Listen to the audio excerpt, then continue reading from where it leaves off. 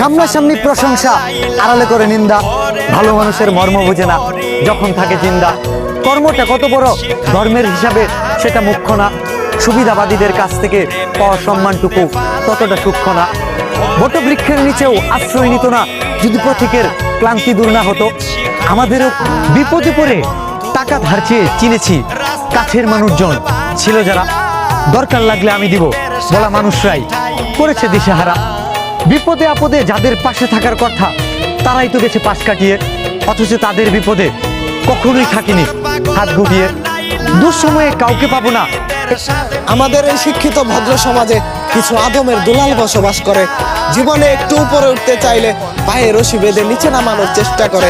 মানুষের সফলতা দেখলে আদমের দুলালেরা সহ্য করতে পারে না। এরা সবার সাথে পারে না, কিন্তু গরিবদেরকে দেখলে ছাড়ে না। জীবনে সফল হতে চাইলে সবার সাথে সম্পর্ক রাখা যাবে।